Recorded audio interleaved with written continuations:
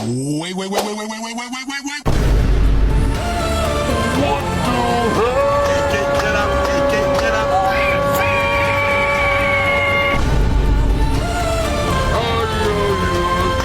Get up, untuk ibu.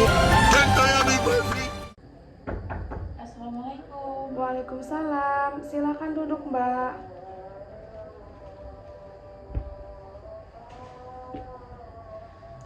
Wow, kelihatannya kamu sangat rapi sekali ya Mbak. Ya Bu, Ada keperluan apa ya Mbak? Sebelumnya ada yang dapat saya bantu?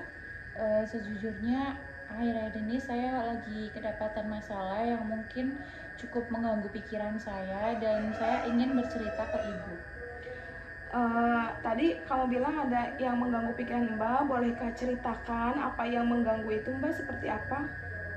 Jadi saya juga bingung Bu mau cerita dari mana karena emang sejujurnya masalah ini tuh udah berlangsung cukup lama. Masalah tersebut sudah cukup lama ya Mbak, pasti kamu merasa tidak nyaman. Ya kalau itu jelas Bu, itu yang emang aku rasain selama ini. Saya bisa mengerti perasaan kamu. Coba ceritakan Mbak, gimana perasaan kamu sekarang? Jadi yang pertama perasaan aku pasti sedih ya, kayak ngerasa sebagai anak tuh kurang dampingan dari orang tua, dan seharusnya peran orang tua itu kan mendampingi anaknya ketika di usia labil seperti saya gitu. Jadi kayak ketika si anak itu ada masalah kan seharusnya orang tua tuh kayak yang selalu ada buat anaknya, tempat cerita gitu kan. Tapi di sini tuh malah kayak orang tua aku yang malah menyumbang masalah di hidup aku, dan aku pun bingung mau gimana karena kan ya aku di usia segini butuh dampingan orang tua, tapi malah orang tua sebagai penyumbang masalahnya gitu. Penyumbangan masalah terberat, maksudnya gimana ya Mbak? Jadi tiap malam tuh aku selalu ngedengar kalau orang tua aku tuh berantem gitu kan di kamar. Tapi kan walaupun di kamar aku tetap denger ya, karena suaranya itu kan keras juga. Jadi gak jarang aku tuh denger papa aku tuh kayak ngomong kasar-kasar terus gitu. Dan di situ mama aku cuma ya udah bisa pasrah terus nangis gitu. Lalu bagaimana Mbak? Dan aku kayak mendengar itu tuh aku selalu manipulatif sama diri aku sendiri. Aku tuh kayak karena aku malu ya kalau misalkan nanti di luaran tuh orang-orang tuh pada tahu kalau ternyata aku tuh anak broken home gitu. Jadi aku kalau di luaran ataupun kayak di sekolah atau apa tuh aku selalu kayak ceria gitu, walaupun sebenarnya tuh ya enggak, aku denial gitu karena aku takut orang tahu kalau aku tuh sebenarnya broken home. Lalu jika kamu merasa kecewa pada diri sendiri dan malu sama teman-teman kamu ya Mbak, biasanya apa yang Mbak lakukan? Jadi aku tuh orangnya yang lebih banyak menghabiskan waktu itu di luar kelas ya, kayak aku beberapa mengikuti organisasi gitu. Dan gak jarang aku pun sering minum obat-obatan warung. Kalau misal emang aku tuh udah yang pusing, udah capek gitu tuh aku sering mengonsumsi obat-obatan warung. Saya memahami perasaan kamu ya Mbak, tapi dengan kamu seperti itu, apakah itu bisa membuat tenang bagi kamu Mbak? Tentu saja tidak Bu. Awalnya saya itu cuma merasa seperti masalahnya itu lebih ringan gitu, tapi nggak lama pun ya masalah itu bakal datang lagi, dan rasa-rasa itu pun datang lagi ke aku gitu. Dan aku kadang ngerasa bodoh gitu loh, kenapa aku harus nutup-nutupin ini dari teman-temanku gitu. Baiklah Mbak, tetapi sebelum kita lanjutkan pembicaraan ini, jika Ibu tidak salah dalam memahami kesalahanmu, tadi kamu mengatakan bahwa kamu merasa malu terhadap teman-temanmu karena khawatir tidak dapat menyeimbangi status keluarga dan keadaan di mana kamu harus menerima sebuah masalah yang terberat di usiamu yang sudah dewasa ini.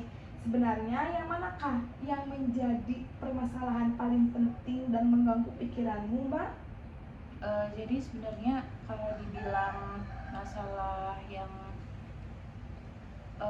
berat ya, itu berat semua ya Bu. Cuma mungkin yang paling penting di sini tuh karena berkaitan dengan rasa malu saya gitu. Karena kan keadaan ini kan bikin aku malu dan aku juga takut kan. Mungkin kalau membicarakan tentang perceraian antara ayah sama ibu aku ya mungkin itu udah jalan yang terbaik ya, karena kan dari ibu aku juga udah terlanjur sakit hati, banyak banget perkataan-perkataan ayah saya yang memang seharusnya itu nggak dilontarkan kepada ibu saya, tapi di situ mungkin ibu saya juga udah terluka banget ya. Jadi ya bagaimanapun misalkan mau ada perceraian ya itu memang udah jalannya. Kemudian ya aku sebagai anak ya nggak boleh kayak membenci ya, walaupun gimana ya dia tetap ayah saya gitu Bu. Baiklah, ternyata kamu sudah mampu memahami permasalahan yang kamu hadapi. Ya Bu, aku udah paham, tapi aku masih bingung kayak ngadepin permasalahan itu gimana. Baiklah Mbak, jadi begini, Ibu memahami bahwa keadaan yang seperti ini bukanlah hal yang mudah untuk dijalani. Akan tetapi, sesungguhnya kamu itu tidak perlu merasa malu dengan keadaanmu yang seperti ini. Kamu harus tetap semangat dan menjalani kehidupanmu dan cara untuk menenangkan diri dengan lebih mendekatkan diri kepada Allah. Lalu bagaimana Bu? Jadi sekarang kamu pikirkan dalam renungkan hal ini. Kamu masih diberi kesempatan untuk dapat memiliki orang tua oleh Tuhan. Walaupun di ambang perceraian, bukanlah itu hal yang sangat luar biasa. Tidak semua orang memiliki kesempatan kesempatan untuk memiliki kedua orang tua. Banyak anak-anak di luar sana ingin memiliki ayah dan ibu, tetapi gagal disebabkan oleh banyak faktor yang menjadi penyebabnya. Tetapi tidak demikian halnya denganmu. Kamu masih dapat merasakan curahan kasih sayang dari seorang ibu sampai saat ini, bukan begitu Mbak? Iya Bu, benar. Ibu yakin jika kamu berusaha semaksimal mungkin, kamu akan dapat mencapai tujuanmu dan mewujudkan cita-citamu. Jadi jangan merasa malu dengan temanmu. Teruslah biasakan menyesuaikan lingkunganmu. Jika kamu ingin agar dapat berkonsentrasi dengan baik, mintalah dukungan kepada orang tuamu. Bila memang itu menjadi salah satu faktor kamu dalam semangat belajar. Iya Bu, aku mungkin bakal berubah sikap saya. Tapi bagaimana cara aku kayak bisa mengatasi rasa malu terhadap teman-temanku ya? Ibu rasa tak akan ada masalah yang berarti, karena segala sesuatu tergantung pada diri kita sendiri. Jika kita mampu membawa diri kita dengan baik, maka semua orang pun menerima kehadiran kita dengan baik. Cobalah untuk membuka diri dengan bergaul kepada teman-teman dan bergabung dengan teman-temanmu. Jangan menarik diri dari mereka, karena dengan kamu menghindar itu tidak menyelesaikan masalah. Baik Bu, mungkin aku bisa melaksanakan saran yang Ibu berikan, walaupun ya itu pasti butuh waktu yang nggak cepet. Iya memang Mbak, jadi segala sesuatu itu tidak ada yang instan, sama butuh proses, semua butuh proses, dilakukan secara bertahap serta secara perlahan untuk memperoleh hasil yang maksimal. Baik Bu, sekarang aku udah paham dan mengerti apa yang harus aku lakukan. Yakinlah bahwa kamu itu pasti bisa berhasil dan dapat menginginkan prestasimu kembali. Setiap manusia pasti mengalami suatu masalah, tapi jangan jadikan masalah itu sebagai keminderan, tapi jadikanlah suatu cambuk untuk tetap terus maju dan menjadi lebih baik lagi. Ya Bu, sekarang aku udah benar-benar paham dan mengerti bahwa ya kedepannya aku emang harus ikhlas dan harus tetap belajar untuk ya masa depan saya, untuk mencapai cita-cita saya.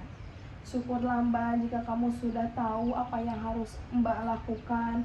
Jadi gimana perasaan Mbak sekarang? Untuk perasaan saya sekarang mungkin udah lebih lega karena aku udah cerita ke ibu dan ibu juga udah memberikan solusi-solusi kepada saya. Baiklah Mbak, apakah ada lagi yang mau Mbak sampaikan? Saya rasa udah cukup Bu. Aku juga ingin ngucapin banyak-banyak terima kasih kepada ibu atas bimbingannya dan saran dari ibu pun waktu ibu yang telah meluangkan waktu untuk mendengarkan saya bercerita. Baiklah Mbak, sama-sama. Kalau ada apa-apa Mbak bisa chat lagi saya ya Mbak. Baik Bu, berarti sekarang aku pamit dulu aja ya Bu. Terima kasih atas sarannya dan selamat siang. Ya, siang kembali Mbak. Terima kasih. Assalamualaikum. Waalaikumsalam. Hati-hati Mbak. Ya.